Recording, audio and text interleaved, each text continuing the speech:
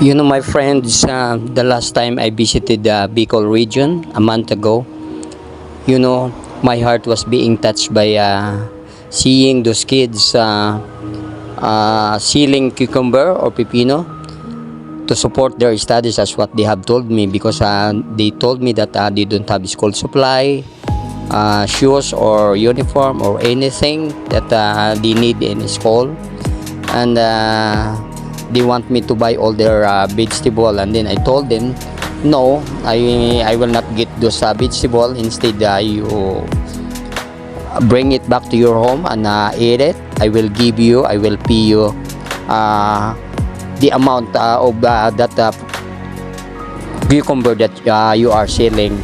So a lot of children, a lot of kids line up at me with their vegetable, but I never get anything. I just return it back to them and give them the amount kung ano yung makakaya ko, para mabigyan lamang po lahat, kasi nakakaawa naman po talaga. And at the same time,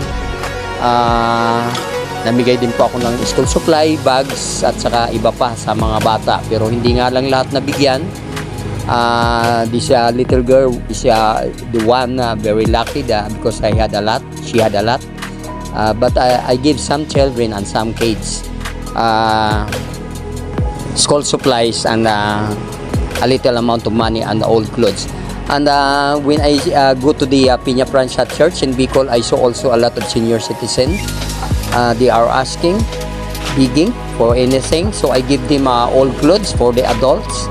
And because there's a lot of senior citizens, my old clothes that I brought there was not enough for them, and a lot of lolos and lolas, our old folks, are begging me, asking me more clothes. And I promised to them that one of these days I'll come back. Don't you worry, I brought it here and gave it to you. At nakakatuwa po, you know, it's very heartwarming that you saw them smiling and very happy of what you have given to them, even though it's an old clothes.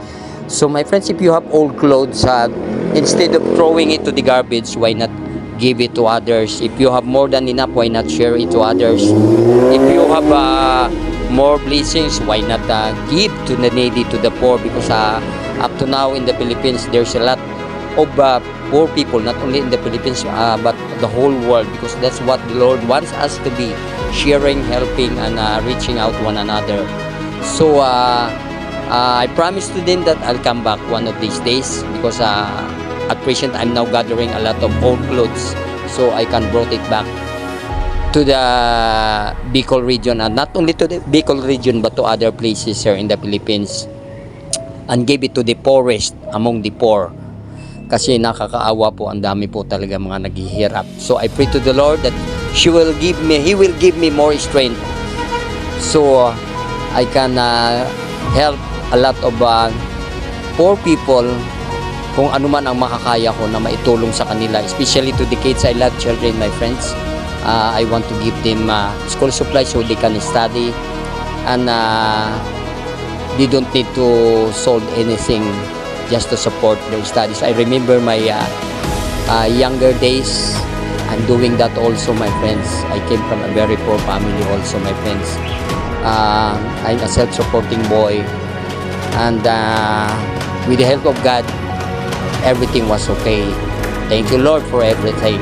So it's time for me to share to others whatever I have. Thank you so much dun sa mga nag-support. Thank you sa mga tumulong, to those who helped me to brought those things to Bicol region. Thank you very much. I can't mention your name, but I know the Lord know who you are. Thank you so much from the bottom of my heart. Thank you very much. May the Lord bless you more and more, and hoping that someday I can come back. God bless everyone.